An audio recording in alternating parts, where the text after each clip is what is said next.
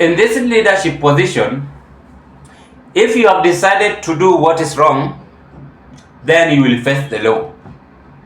And if you are drunk with power and is creating political disagreement with wananchi, you will again face it. And the wrath which will come from wananchi will either remove you from that power position or create death in your life. Two options.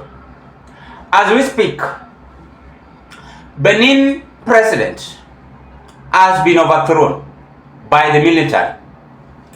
And I sat down and did the research, asking myself, why did these people create a coup d'etat on this gentleman? Here is the headline. That he extended his term limit to 7 years in the parliament. He enticed the members of parliament in Benin to at least support him or favor him, because he realized that power is sweet and he loves power, and no one is not ready to rule in Benin. It's only him.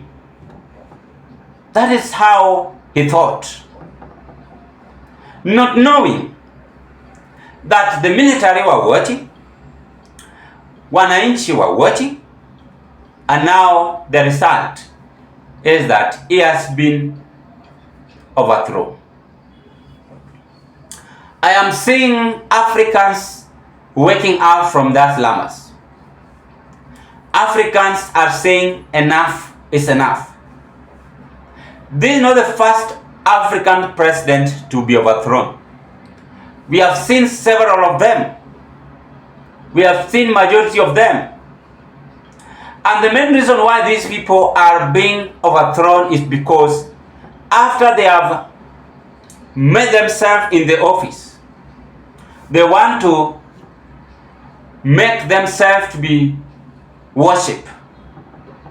I mean, to be greater than even wananchi. But we have some who are not ready for that. But we are seeing all this happening in most of African leaders' administration. A good example there is Uganda. Museveni has refused to get out from power. Museveni has refused, and I'm repeating, to get out from power. Yet he is old enough not to run the office of Uganda. Rwanda, Paul Kagame has refused to get out of power. Yet he is old enough to rule the people of Rwanda. We have several of them. And if Tanzania will try that, at their own risk. Here in Kenya, Kasongo is also trying to put that. Kenya, you cannot do that unless you create your deputy or your mass. I'm telling you the truth. If you try that, Kenyans are the one who will remove you, not even the military. Don't try that, Kasongo, as you said. And I thank God that you said that uongozi ni ngumu, unamaliza tamu yako. Hata kama ni 2027, ukishindwa, pack and go. Kwa sababu kila mtu anataka kuongoza. Every person wants to lead. And that is why I said when I become president, I will implement this rule one term. So that it's good. At least we are 47 tribe, kila mtu aongoze. Na nilisema nitafurahia nikiona Mteso anaongoza, nitafurahia nikiona Bagusi anaongoza, nitafurahia nikiona Jalua anaongoza, nitafurahia nikiona Muluya anaongoza. Kwa sababu our brothers and sisters from Central and Rift Valley washaonja hii serikali ya kutosha.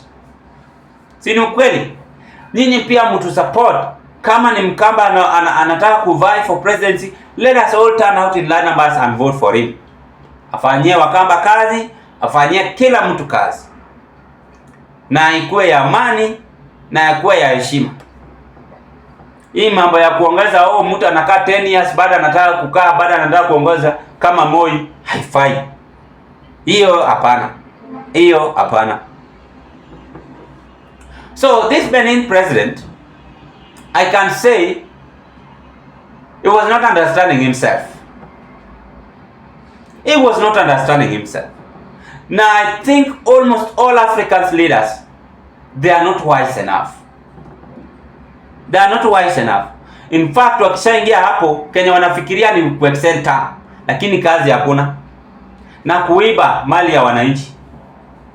Waafrika, you must now wake up from your slumbers and do away with all these con men who have stayed for power for long period of time. We are not ready for that because they are busy even selling our properties, selling our resources to other head of states, European countries. We must sit down as Africans and ask ourselves, for how long will we wait for this political dictatorship to be completely finished in our own country? It is you who can finish it. It is me who can finish it. And we tell leaders to follow the rules in the constitution. Kwa sababu they are the ones who are violating this constitution. Look at that. Benin was peaceful. Lakini because they have greedy president, he thought that no, he cannot go home early. He must extend his term limit. He enticed the members of parliament and his mission was well successful. But he did not know that the military were watching him. Overthrown. Kwa sababu atake kukaa, he don't want to finish his term and go home. From 2016, is still adding another 7 years. Is still adding another 7 years. What do we get from power? Let me ask you guys, what do we get from power apart from all this political threat? Why don't you behave like Uhuru Kenyatta, who had no intention to extend even his term limit? Uhuru left a very peaceful legacy, by the way, and may you live longer, Your Excellency. From term limit, I want to congratulate you because you are the best African head of state. You have tried to show us, apart from borrowing huge loan, but when it's come to leadership, you have done your best. You have done your best, Your Excellency, and I love you with all my heart. We never had even Uhuru Kenyatta planning or extension of term limit, as of William Ruto disturbing our mind here. If you try that, I have said, people, Kenyans are watching you, just create your deputy to rule, because you have so many people to lead us here. I also want to become president. So you cannot tell me that you want to extend your term limit. There's nothing new you will do for us. Finish your manifesto. We have our own manifesto also. Maybe I want to build this country to inside cloud. Well, you have Singapore. So Benin people must also understand that it's not only the president was born there. We have other members of parliament who want to lead them. And that is why military decided to overthrow this gentleman, because he extended his term limit in the parliament. Safari ye uja, safari ya baba ni macheo. So that is what is happening in Africa. I want to urge all Africans resident. I want to urge all of us, do away with this political impunity where these incompetent head of state are only after power but not leadership. If I may ask you, is there anything good Museveni is going to do to Uganda right now? Apart from all those years, why couldn't he complete them all? He had that chance. So today he's coming and convincing Uganda that he's going to build for them good things. Those are nonsense movement. Those are just political mayhem. It cannot work right now. The same way to Rwanda. The same way to these Benin people. There's another old man who was 85 years, you can remember. I don't know of Ghana, I don't know specific place. Mpaka his son is saying, his daughter, saying that please don't vote for my father. Don't vote for my father. Why are Africans leaders greedy for power? Why are you greedy for power? Yet you are not even working well to wananchi. You are not even performing your duties. Please work and go after you have done with your term limit. Stop all these theatrics. Focus with your normal life. Because power is not permanent.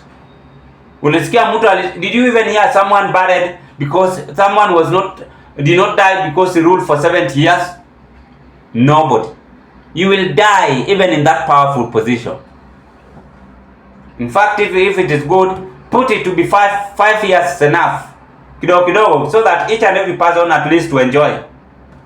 Not only president, but even the MCAs, the governors, the MPs. There are some MPs who don't know even how to speak in parliament. They have worked for more than 30, 20 years. In fact, I'm still repeating themselves. A good example is my MP. Very incompetent MP. And I don't want to mention his name here. It's not that I give him respect because he's my leader. But we do collide because he's not working. Thinking that he owns that constituency, I will come for him and we are going to remove him. Such kind of things, at least people want to see development. People want to see great changes. People want to see this and that. Let me tell you, even if you add William Ruto 100 years, he's going to do nothing. Even if you will add me 100 years, I am going to do nothing. Even if Benin people decided to add this man who is greedy for power 100 years, who thought that he was escaping, he could have done nothing. And I want to urge Benin people, don't bring him back in that powerful position. Let him go and wash pigs so that he can learn that power is not permanent. This stupidity must stop. And Africans, you must wake up from your slumber. We have been enslaved, we have been used for long. These people want to dictate us as if they own these mineral resources. Yet you are the same people who are voting for them and ensuring that leadership is not permanent to them. If you go to US working very smart. Donald J. Trump accepted, defeated, and now still back in power. Like that making sense? President Biden accepted that he cannot run for the presidency. Let Trump take. He agreed and supported another opponent. They went to the field. Trump won the election. And of course, I was the first person to predict Trump's presidency. I said it even before they went for that election, because I saw how Trump was campaigning. We must copy such kind of our characters, rather than we Africans will love ourselves greedy and not even underperformance, speaking too much and not ready to hand over power, extending term limit for what purpose? Thank you, Benin military, for doing such a great job. Let him go and wash pigs, and they must understand that power is not permanent. Ladies and gentlemen, that is what has happened in Africa, and I'm very much happy. Thank you.